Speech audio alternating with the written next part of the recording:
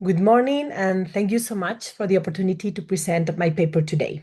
My name is Maria Gonzalez Aranguren, and I'm an assistant professor at the University of Virginia School of Architecture. The paper I'm sharing today, titled Designing the Process, Studio Pedagogy as Critical Practice in Architecture and Landscape Architecture Education, emerges from my own studio teaching practice. From the question of what design education actually trains students to do, and whether that preparation is adequate for the kind of practice that contemporary cities and landscapes now demand. At the end of every architecture studio, there is a final review. Drawings are pinned on the walls, models are arranged on tables, and a panel of invited reviewers circulates and provides feedback. What it is evaluated in that moment, what counts actually as evidence of learning, is almost exclusively the object. With that, I mean the finalized plan, the render section, or even the detail of the facade. The weeks of observation, the failing models, the tested and discharged arguments, and the decisions made under uncertainty, all of this remains invisible. It doesn't appear on the peanut board, and more often than not, it isn't reflected in the grade. This paper begins from the premise that what disappears in the final review is precisely what design education should make visible. The object-centered model of design education is not simply a neutral convention. It carries assumptions about what design is, who the designer is, and what knowledge design produces.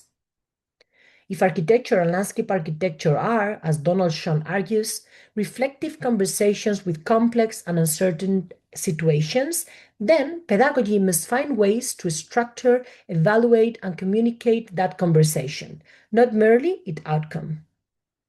Also, Jeremy Till writes that the ecological and social crises that define contemporary urban and territorial conditions are not problems with elegant formal solutions. They are conditions of dependency that resist total control. A pedagogy that trains students to resolve forms under pressure is a very poor preparation for practice in that context. The framework I describe in this paper operates through three instruments. Each is treated not as a neutral container, but as an active design decision. First, the type of work students are asked to produce, and whether that work is framed as a product or as a research.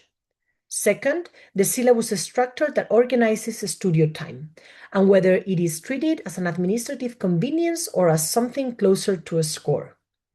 And third, the role of the professor, and whether expertise is used to pronounce on outcomes or to create the conditions for an inquiry. Together, these three instruments define the intellectual and ethical environment in which future designers are formed. The distinction between a drawing that represents a proposal and a drawing that produces knowledge is not immediately obvious, but it is pedagogically decisive.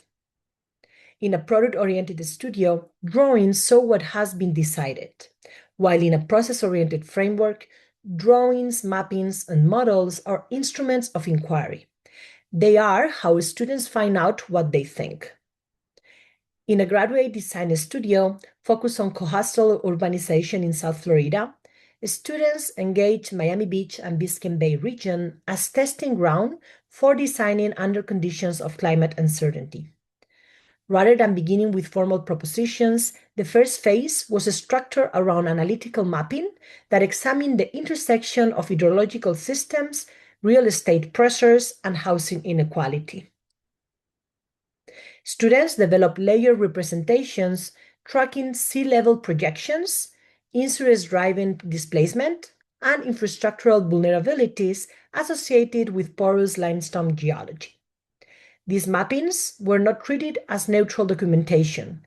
They were treated as critical arguments about how environmental processes and economic forces co-produce spatial conditions. By the time students began to formulate architectural interventions, they were not started from formal intuition. They were starting from positions constructed through systematic inquiry. As James Corner has argued, mapping is not a neutral act of recording, but as an active construction of spatial knowledge that produces the very territory it appears to describe. How a student's work is presented also constitutes its own pedagogical act. Conventional pin-up formats tend to compress the evidence of learning into a singular moment of resolution. The intellectual trajectory that led to that moment disappears behind it. In the undergraduate foundation studio, Housing Matters, students develop a collective housing proposal through a sequence of increasingly complex exercises that move from the scale of the individual dwelling to questions of aggregation, collective living, and urban integration. Rather than treating early exercises as primarily steps to be discharged once the final project emerged, reviews were structured around the connections between them. Students were asked to present early investigations into domestic space alongside later explorations of neighborhood relationships, but explaining how each stage transformed their understanding of living together in the city.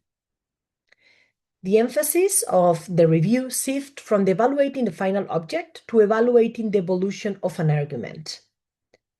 What mattered was not only the proposal itself, but the student's ability to demonstrate how observations, experiments, and revisions accumulated into a coherent design position. When students are asked to narrate their process, they're also being asked to take authorial responsibility for the decisions they made, including the ones that did not work. The syllabus is the least glamorous document in design education. In most studios, it is distributed on the first day and thereafter treated as an administrative convenience. Within the framework described here, it is treated as something closer to a score, a temporal and a spatial structure that organizes the conditions of inquiry, not just the sequence of tasks. The structure that has proved most productive across multiple studios contexts is the one based in just one phase, organized around distinct modes of engagement rather than a linear progressions toward a resolved design. These 5 phases that you can see in this slide, observation, mapping, conceptual positioning, spatial testing, and critical reflection, are not steps in a problem-solving process. They are shifts in the type of question being asked. In the observation phase, students are positioned as researchers of existing conditions. In mapping, they begin to construct arguments about those conditions, what those conditions means. Conceptual positioning requires them to articulate a design stance, not yet a formal proposal, but a clear position on what the project should do and why. Spatial testing is where formal propositions are developed and revisited. And critical reflection, which runs through the entire studio, asks students to account for the trajectory of their own thinking. The deliberate sequencing of scales reinforces this structure. In a research-based studio examining water scarcity and urban transformation in Jaipur, students began at the territorial scale, investigating hydrological systems, patterns of urban expansion, and the historical relationship between settlements and water infrastructure. Only after constructing a shared understanding of these regional dynamics were they asked to move towards urban and architectural interventions. This progression was intentionally pedagogical rather than merely methodological. By delaying formal design decisions, the syllabus requires students to establish a position on the ecological and social processes shaping the city before proposing solutions. The studio was also interdisciplinary. Students from architecture, landscape architecture, and urban design work within a common framework but approached the problem through distinct methods. Landscape-oriented investigations emphasize hydrological systems and ecological processes, while architectural proposals explore civic programs and public infrastructure. Because all projects were developed within a collective constructed territorial strategy, students were constantly required to negotiate between environmental systems, social needs, and architectural form. The value of the interdisciplinary structure lay not in resolving those differences, but in using them as a catalyst from more complex forms of spatial thinking. The conventional authority of the design critic comes from a specific model of expertise. That means the professor knows what good design looks like, and the student's work is measured against that standard. This model is not without pedagogical value. Expert judgment provides orientation, and the critique is a legitimate form of disciplinary transmission, but it carries a structural limitation. It positions the professor as a primarily source of evaluation, thereby training students to design towards an external standard rather than form an internally developed position. The shift from critic to curator does not abandon expertise. It actually redirects it. The professor who curates inquiry uses their knowledge not to pronounce on outcomes, but to frame productive questions, to introduce unexpected references, and design the conditions under which students develop their own critical positions. In the Housing Matters studio, reviews focus on identifying the assumptions embedded within each proposal. What models of collective living was being proposed, which forms of domestic life were being privileged, and what social relationships the project enabled or constrained. Students were frequently asked to reformulate their design intentions before modifying the design itself. Faculty expertise remained essential, but it operated through framing debates, introducing precedents, and exposing contradictions rather than prescribing solutions. Assessment criteria are the most concrete expression of what pedagogy values. When evaluating focuses primarily on quality of the final artifact, the resolution of the drawing or the finished model, it reinforces a product-oriented approach, regardless of what the syllabus claims to prioritize. In the studios described here, assessment frameworks evaluate students across 4 dimensions. First, the depth of research and rigor of site inquiry.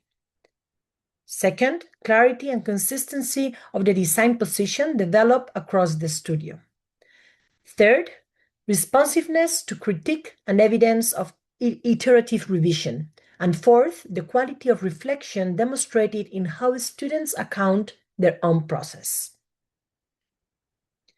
Final artifacts remain part of this assessment, but they are evaluated as moments within a longer trajectory rather than a self-sufficient conclusion. A formally modest final project supported by sustained and rigorous inquiry is assessed differently from a formally sophisticated project that cannot account for the decisions that produce it.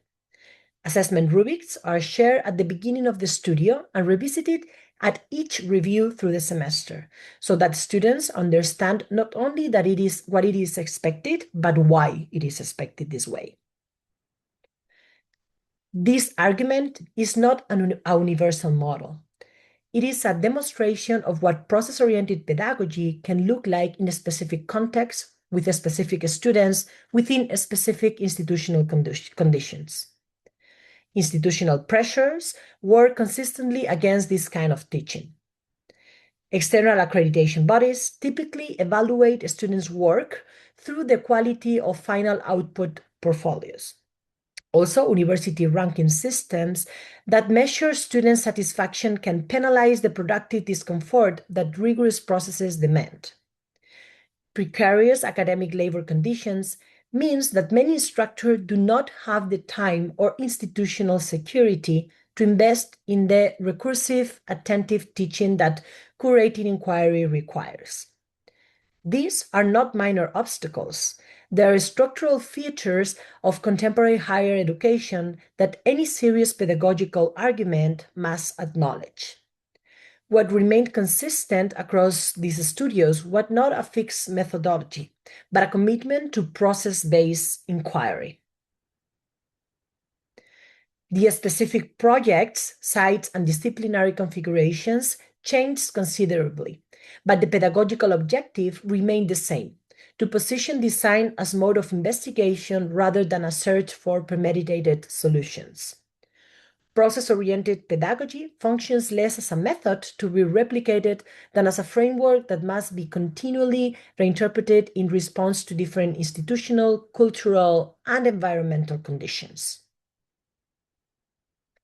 The argument of this paper is that privileging process over product in studio education is not a methodological preference.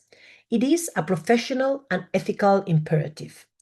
Climate change, territorial inequality, and the ongoing transformation of cities and landscapes do not present themselves as problems with correct solutions. They present themselves as conditions that require sustained, critical, and adaptive engagement. A design education that trains students to resolve from under deadline pressures are preparing them for the wrong problem. When design pedagogy is understood as a situated practice, one that must be adapted, tested, and revisited in response to a specific institutional, cultural, and environmental context, it becomes something more than a set of teaching methods. It becomes a form of spatial responsibility, an argument made through the structure of a studio about what design is for and what designers owe to the places and communities they work within. That argument is worth making carefully and worth making again. Well, thank you so much.